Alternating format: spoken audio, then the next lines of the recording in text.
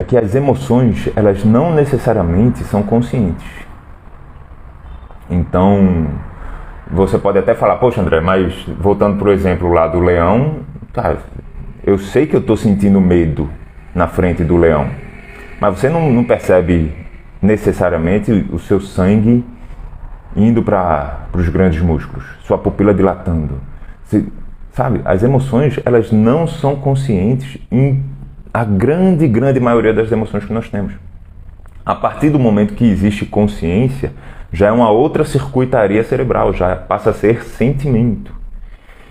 E qual que é a grande questão? Preste atenção aqui agora. Esse é o momento mais importante da live. A grande questão é que emoção serve para colocar a gente em ação. Só que a maioria das emoções que nós temos, elas não são conscientes. Que os nossos filhos têm, não são conscientes. Ou seja, existe algo para colocar a gente em ação que em larga escala a gente nem percebe. Então a gente vai se comportando, vai agindo, vai decidindo, vai conduzindo a vida baseado em algo que a gente nem tomou consciência. Então é fundamental que você desenvolva a percepção emocional.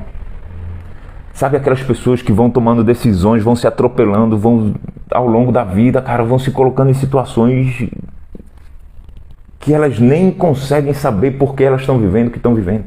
Por exemplo, eu lembro de uma colega que eu tive no tempo da universidade, todos, 100% dos namorados que ela namorou até aquela época, traíram ela. Cara, existem padrões emocionais na escolha das pessoas com que ela se relacionava. Não estou dizendo que é de propósito, não estou dizendo que ela fazia porque queria, não, cara. Mas existem padrões na seleção, na escolha e no comportamento, na forma como ela se portava ali nos relacionamentos, que ela se envolvia com relacionamentos com caras que iam traí-las. Gente, 100%. E ela nem enxergava isso. E coitada, pô, naquela época, no contexto que ela criou também não tinha como. As emoções em larga escala, elas não são conscientes. E aí nós vamos vivendo, se nós não temos percepção emocional, e chama de destino. Bom, tem uma frase do Jung, deixa eu até procurar aqui, tem uma frase dele que é massa, cara. Aqui, ó, ele fala assim, ó, quando um fato interior não se torna consciente, ele acontece exteriormente na forma de fatalidade.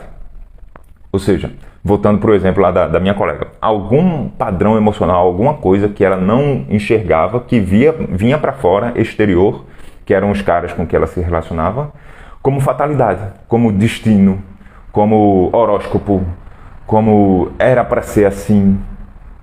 E não, gente, não necessariamente precisa ser. São aquelas pessoas que elas são escravas. E ó, a grande, para não... Tal, se eu me arriscasse, eu diria a imensa maioria. Mas eu vou falar a grande maioria, 75% das pessoas. Elas são escravas das emoções e nem sabem que são. E aqui eu não estou falando, perceba, não é nem naquele nível de eu sei o que eu tenho que fazer, eu sei que não é para comer o chocolate, mas eu estou com uma vontade muito grande de comer chocolate, então eu vou comer. Eu sei que não é para gritar com meu filho, mas eu estou muito impaciente, então eu grito. Eu sei que... Não, nem estou falando nesse nível, porque aqui já é consciente. Aqui você já percebeu, já virou sentimento.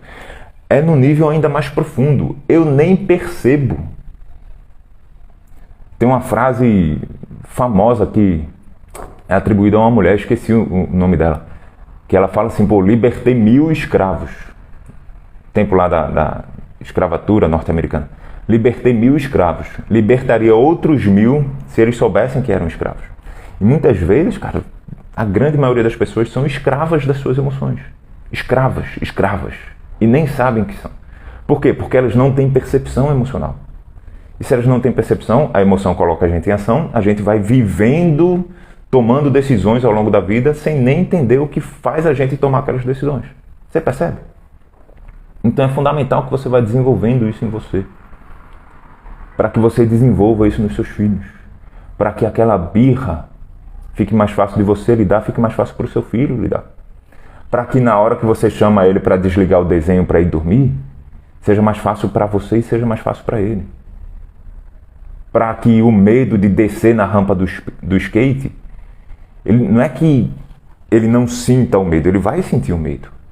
Mas que ele saiba lidar com aquela parada dentro dele para ele conseguir descer a rampa do skate. Para ele não ser um escravo das sensações dele. Isso é agora para a infância, mas é para a vida toda do seu filho.